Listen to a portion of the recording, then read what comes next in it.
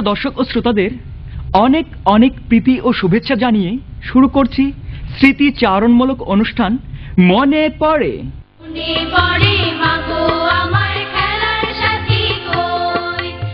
মুক্তিযুদ্ধের চেতনায় শহীদদের পবিত্র রক্তের ঋণ কিছুটা হলেও শোধ করে দেশকে সামনের দিকে এগিয়ে নিতেই অনুষ্ঠানটি পরিকল্পনা করা হয়েছে।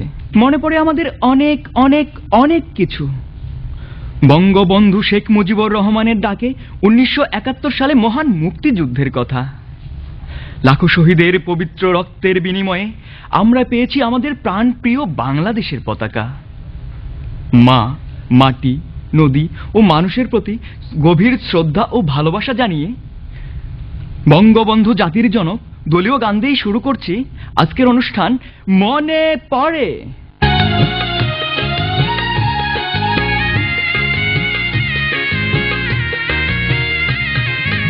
বঙ্গবন্ধু জাতির জনক বাঙালির হৃদয় জুড়ে তুমি বিশ্বের শ্রেষ্ঠ নেতা, তোমায় মনে পড়ে, তোমায় মনে পড়ে।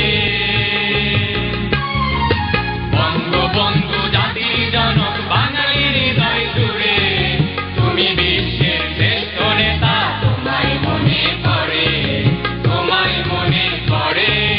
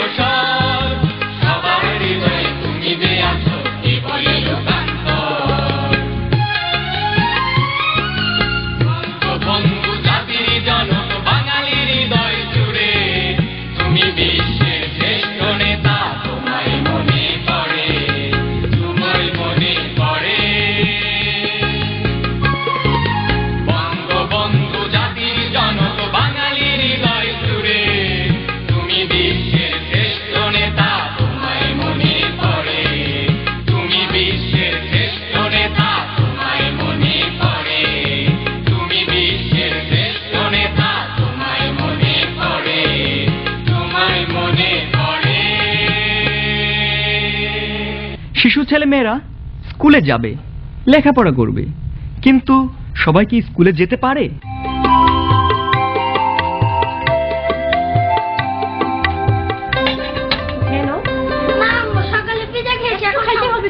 একটু খাও। না না না না, লক্ষ্মী ছেলে একটু খাও বাবা।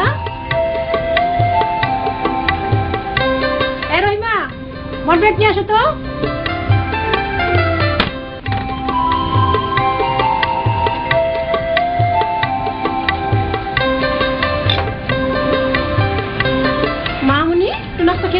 না মা, সকালে অনেকগুলো কেক খেয়েছি, এখন আর খেতে পারবো না।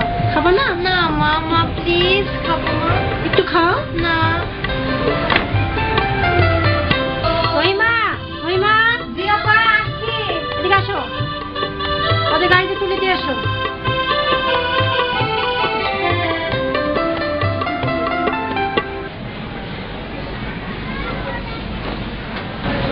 ড্রাইভারের সাবধানে গাড়ি চালাতে বলবা।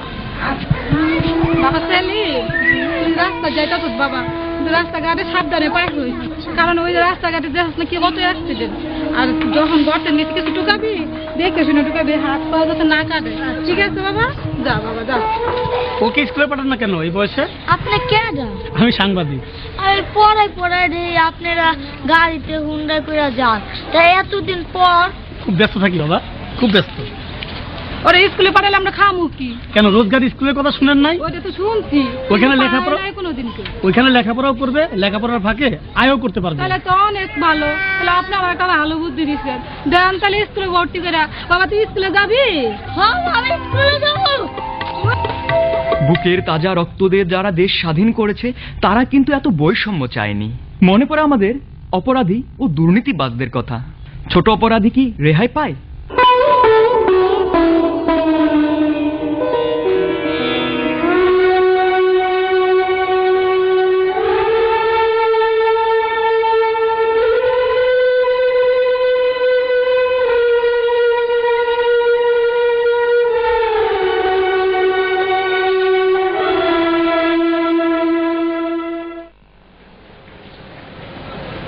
চাচা, ও চাচা, তুমি আমারে কই রেখে গেলা? চাচা, তুমি আমারে কই রেখে গেলা চাচা?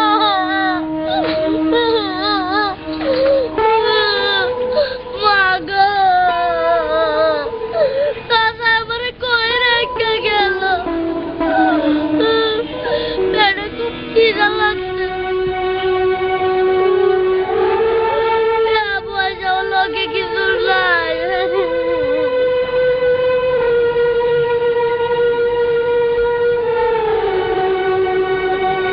ভাই একটা রুটি দিবেন, পেটে খুব খিদা। যা ফুট, একটা রুটি দিবে?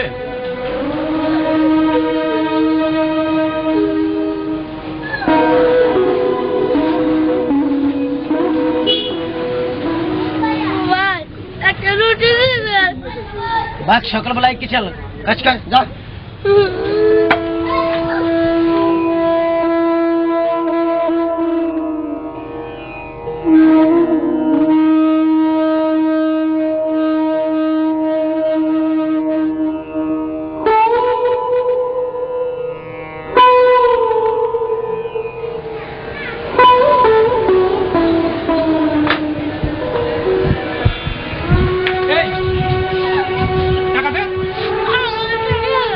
টাকা নাই আবার ঢাকায় রুটি খাইবা?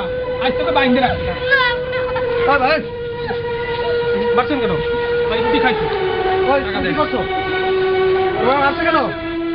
চাচা আমাকে জমি দিয়েছে লোভে, এই আড়াইটা কালকে রয়েছে, আর আড়াই আমার পালা দিয়ে গেছে। তার পেটে খিদা, এই দুঃখের টিকায় রুটিটা লইয়া খাবো দিতে। আমার মা আসতেছে। তোমার মা বাবা নেই? না, তিনজনে পায়ে পড়ছে, আর ডাইলে বাবু রেখে আপনার রুটির দাম কত? 1 টাকা। একে মারার আগে ঘটনাটা, আসল ঘটনাটা জানা উচিত ছিল। ভাই মাফ করে দেওয়া যায় না? আসসালামু আলাইকুম স্যার। ওয়ালাইকুম সালাম। স্যার কি আছেন? জি স্যার। স্যার বকশিশ দিবেন না?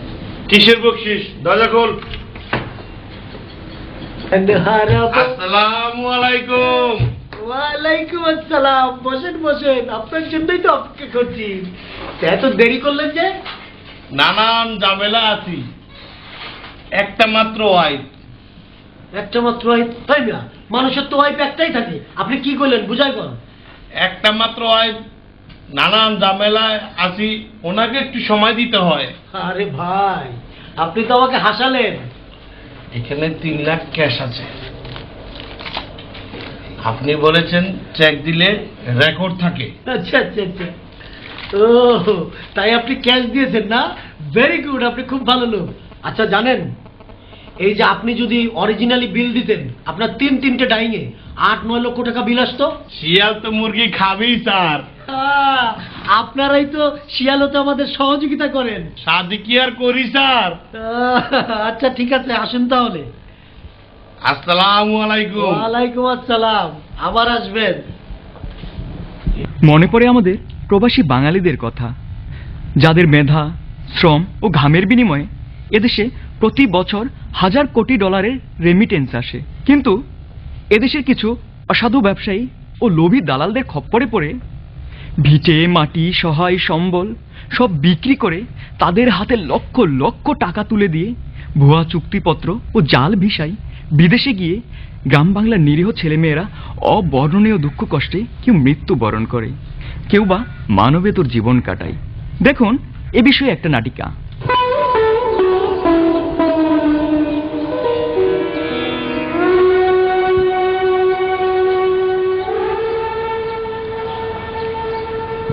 দোস্ত রে, কি দোস্ত, কালকে কাজ কাম করে বাসায় ফিরতে ফিরতে অনেক রাত হইলো, ঠান্ডা মারা করে খাইতে পারলাম না। আজকেও কত বেল হইলো, অনেক তো পেটে কিছু নাই, পেটটা আমার ক্ষুধায় চুচু করতেছে। চল না দোস্ত, হোটেলে খাই চল। না রে দোস্ত, তুই ওই কথা কইস না। আমার বাপ মায় 2.5 লক্ষ টাকা খরচ করে বিদেশ পাঠাইছে। এই টাকা যদি আমি শোধ করতে না পারি, আমার বাপ মায়ের সব জমি জায়গা বেচা বলার লাগবো। হ্যাঁ দোস্ত, আমি জান কি করি দোস্ত। আসসালামু আলাইকুম। ওয়ালাইকুম আসসালাম। তাল আকামাফি মাফি আকামাফি মাফি লেসফি দরফি জিপফি বানকালা দরফি।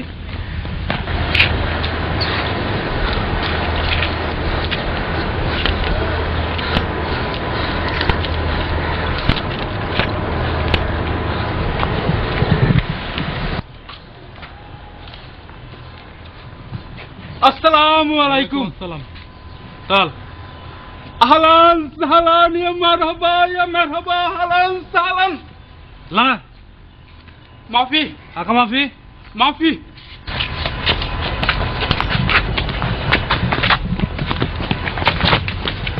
বেকার ছেলে মেয়েদের 6 মাস ক্রু ট্রেনিং দিয়ে বিদেশ পাঠালে প্রতি মাসে অন্তত $2000 আয় করতে পারে। আমরা কি পারি না সরকারি বেসরকারিভাবে মেরিন ইন্ডাস্ট্রিকে শক্তিশালী করতে?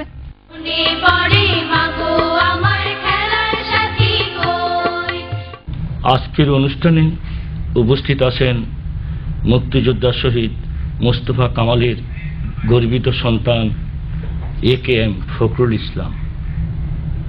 আপনাকে পেয়ে সত্যি আনন্দিত। আপনার শৈশবের কোন স্মৃতি মনে পড়ে? আমি তখন খুবই ছোট, স্কুলে তখনও যাওয়া শুরু করিনি। বাড়িতে আমার চাচা একজন শিক্ষকের কাছে পড়াশোনা করতাম। এমন সময় মুক্তিযুদ্ধ শুরু হয়। আমার শিক্ষক, আমার 3 চাচা, ওনারা যুদ্ধে চলে যান। বাবা, আমার আব্বা, উনি বাড়িতে থাকতেন। মাঝে মাঝেই দেখতাম যে চাচারা গভীর রাতে আসতেন বাড়িতে। আম্মা তাদেরকে রান্না করে ভাত খাওয়াই দিতেন। আমাদের স্থানীয় বাজারে আমাদের যে তেলের ঘর ছিল, একদিন ওটাতে পাক বাহিনী আগুন লাগিয়ে দেয়। শুনলাম যে আব্বাকে রাজাকাররা ধরে নিয়ে গেছে। তারপরে থেকে আব্বাকে আর খুঁজে পাওয়া যাচ্ছিল না। রাজাকাররা বলল যে আব্বাকে তারা ছেড়ে দিছে। একজন মানুষের লাশ আমাদের লক্ষ্মীপুর খালে, ওয়াবদার খাল বলা হয়, ওয়াবদার খালে জেলের জালে একটা লাশ আটকেছে। লাশটা তুলে আনার পরে বডিটা ডিকম্পোজ হয়ে যাওয়াতে, ফুলে যাওয়াতে চেহারা বোঝা যাচ্ছিল না। হাতে একটা আংটি ছিল আব্বার, মোস্তফা কামাল কে লিখা। ওই আংটি থেকে তাকে শনাক্ত করা হয়। আমার যেটা মনে আছে যে টিনে মোড়ানো একটা দেহ এনে আমাদের বাড়ির সামনে রাখা হলো। সবাই কাঁদছে, আর আমাকে আমার দাদা নিয়ে আসলো। আমাকে বললো, এই তোমার বাবা।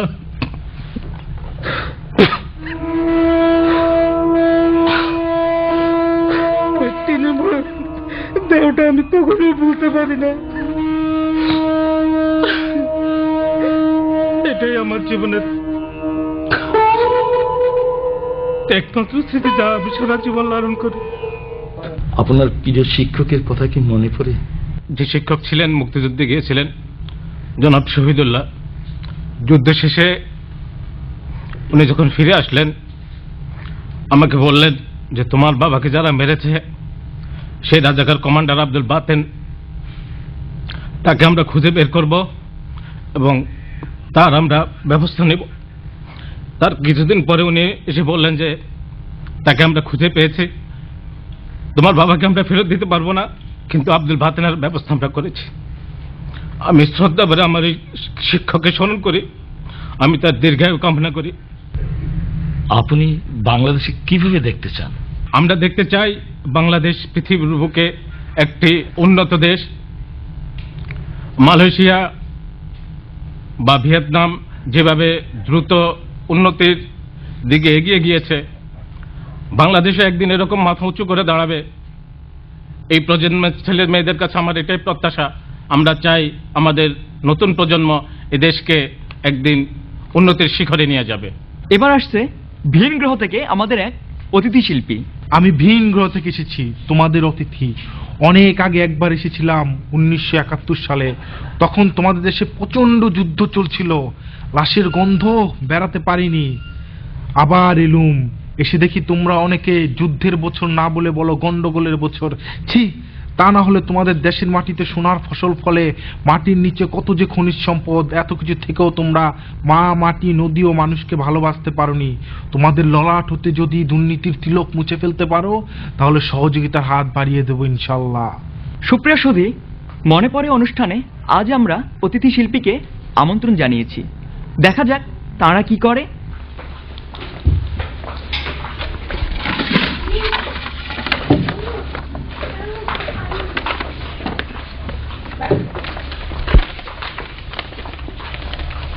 হাজার বছরের শ্রেষ্ঠ বাঙালি জাতির জনক বঙ্গবন্ধুর জন্ম না হলে এ দেশ হতো না, স্বাধীন হতো না। আর তার স্বাধীন করা এই বাংলাদেশে ঢাকা শহরে বর্তমানে যে নামের ভাব, সে ভাব নিয়ে আমার কিছু কথা মনে পড়ে।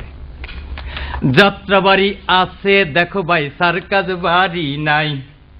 ভূতের গলি আছে দেখো, পেতনির গলি নাই। আমার পাগলা ঘোড়া রে, মোচা কাছে ভিমরুলের চাকনাই।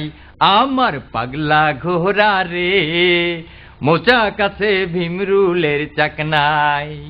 আবার আরামবাগ আছে দেখো ভাই, ব্যারামবাগ নাই।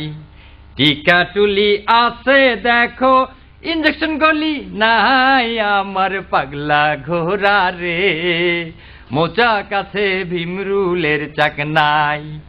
বাড্ডা যেমন আছে রে ভাই, আড্ডার জায়গা নাই। মগ বাজার আছে দেখো, জগের বাজার নাই। আমার পাগলা ঘোড়া রে, মোচা কাছে ভিমরুলের চাকনাই। আবার শনি রাখরাই আছে দেখো বাবা, রবি রাখরা নাই। রায়ের বাক আছে যেমন, বিচারের বাক নাই। আমার পাগলা ঘোড়া রে, এই যে বিচারের বাক, বিচার, আমরা সবাই সেই যুদ্ধ অপরাধীর বিচার চাই। আর এই মুহূর্তে যে কথাটা আমার সব বেশি মনে পড়ে, আমি একবার জামালপুর বেড়াতে গিয়েছিলাম, যাওয়ার পরেই দেখি ছোট্ট ছোট্ট এরকম কিছু বাচ্চা এসে আমার সামনে দাঁড়িয়ে হাসতেছে। কিভাবে হাসতেছে কেন? আমার চিনছেন না? তোমারে চিনবো মানে? কবে না আমার চিনেন না? আমি তোমার কেন চিনবো? আমি আপনার চিনছি। ভেরি গুড, ভেরি গুড, আমাকে চিনছো। আমার চিনেন নাই? আমি তো আশ্চর্য, ওই বাচ্চাটাকে আমি কিভাবে চিনি, অনেক চিন্তা করলাম যে কোথায় দেখেছি কোথায়। আপনি চিনেন নাই? আপনি একদিন নাটক করছেন না? হ্যাঁ করেছি। ও মা, তাহলে তো আমার চিনছেনি।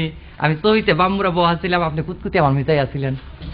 আপনাদের দোয়ায় আমি এ পর্যন্ত 8টি ছবিতে, ছায়াছবিতে আমি খুদে নায়িকার পাঠ নিয়েছি। তার মানে তুমি খুদে নায়িকার ভূমিকা অভিনয় করেছো? জি। বাহ, ভেরি গুড। তাহলে তুমি আমাদের কি মনে পড়ে আজকে সেই কথাটা বলো। আমার মনে পড়ে, সবাই তো ভালোবাসা চায়, ডিরেক্টর দেলোয়ার জাহান জন্টু আঙ্কেলের এই ছবির শুটিংয়ে আমি কক্সবাজারে যাই। তখন আমার নায়কের সাথে, মানে আমার হিরোর সাথে। তোমার নায়ক? আমার হিরোর সাথে একটা গান থাকে, গানের মাঝে বালুর উপরে অনেক কাঁকড়া আছে না, কাঁকড়া থাকে, তখন আমি এবং আমার হিরো কাঁকড়াকে তাড়া থাকি। তখন আমার খুব ভয় লাগে, যদি কাঁকড়া একবার আমাদেরকে কামড় দেয় বা আমাদেরকে তাড়া করে, আবার আমাকে খুব আনন্দও লাগে। আচ্ছা, তখন কি গান গেয়েছিলে তুমি? বন্ধু আমার সাথী আমার। বাহ বাহ বাহ, বন্ধু আমার সাথী আমার, ভেরি গুড। আমি এতই গরিব ছিলাম, আমার অভিনয় ছিল গরিবের। আর কাঞ্চন আঙ্কেল আমার ছিল, আমার বাবা ছিল। তখন আমি স্কুল থেকে এসে আমার বাজানকে বললাম যে বাজান বাজান, কাল থেকে আমার ফাইনাল পরীক্ষা আয়া পড়ছে, ম্যাডামে কইছে বেশি বেশি লেখাপড়া করতে হইব, বালা বালা খাইতে হইব, আর পরীক্ষার ফিস দিতে হইব। পরীক্ষার ফিস না দিলে পরীক্ষা দেওয়া যাইব না। বাজান, আমি কি পরীক্ষা দিতে পারুম না? তুমি কান্দো না বাজান, আমি বড় হয়ে অনেক বড় ডাক্তার হইমু, তোমারে মারে বিনা চিকিৎসায় মরতে দিতাম না। বাহ বাহ, ভেরি গুড ভেরি গুড।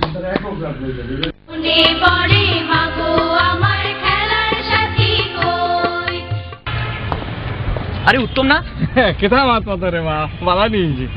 আপনার কি মনে পড়ে? মনে তো পরে আমার দাদার কথা। আমার দাদা ছিল সত্য জমানার। সেই সত্য জমানায় তারা মুখে যা কইতো সেটা সত্য হইতো। তো আমার এখন মনে পড়ে, এখন যদি এমন হইতো, আমার গা ফুয়া তমিজ হে অঙ্কে বড় কাঁচা ফুয়ার লেগা আমি 1 গা 2 গা 3 গা 4 গা 5 গা 6 গা 7 গা মাস্টার রাখিলাম। ফুয়া আমার অঙ্কে ফেল মারিল। ফুয়ারে আমি কইলাম, বাবা তমিজ তুমি আবারও অঙ্কে ফেল মারিলা? ফুয়া আমার কইল, আমি ফেল মারি নাই বাজান, মাস্টার ফেল মারছে। আমি রাগে ফুয়ারে গাদার বাচ্চা কইতেই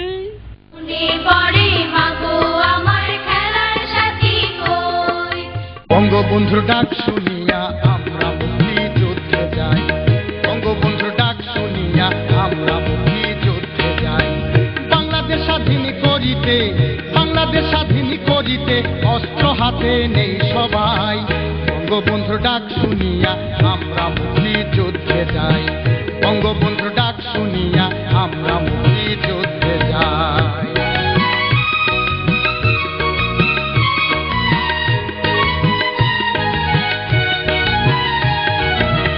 স্বাধীনতায় আনবো বলে যুদ্ধে যাই সব দলে দলে, আমরা স্বাধীনতা আনবো বলে যুদ্ধে যাই সব দলে দলে, আমরা মিত্র সেনা সঙ্গে নিয়া, মিত্র সেনা সঙ্গে নিয়া, মিত্র সেনা সঙ্গে নিয়া একসাথে যুদ্ধ চালাই। বঙ্গবন্ধুর ডাক শুনিয়া আমরা মুক্তিযুদ্ধে যাই, বঙ্গবন্ধুর ডাক শুনিয়া আমরা মুক্তিযুদ্ধে যাই।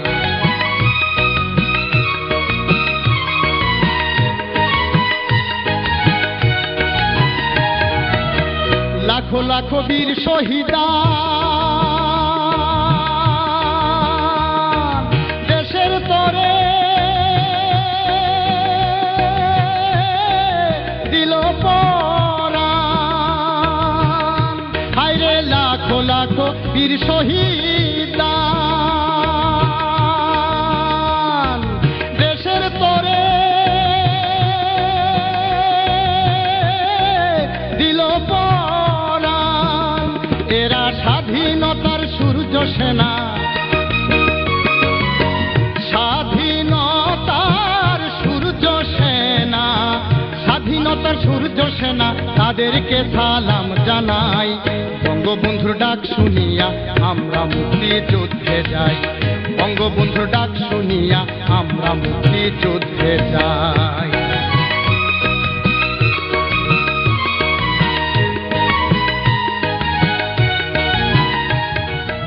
আমাদের এই অনুষ্ঠান আপনাদের কাছে যদি একটুও ভালো লাগে তবেই আমাদের পরিশ্রম সার্থক।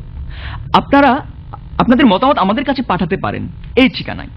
প্রযোজক মনে পড়ে, কক্ষ নম্বর 224, বাংলাদেশ টেলিভিশন ভবন, রামপুরা, ঢাকা। আল্লাহ হাফিজ।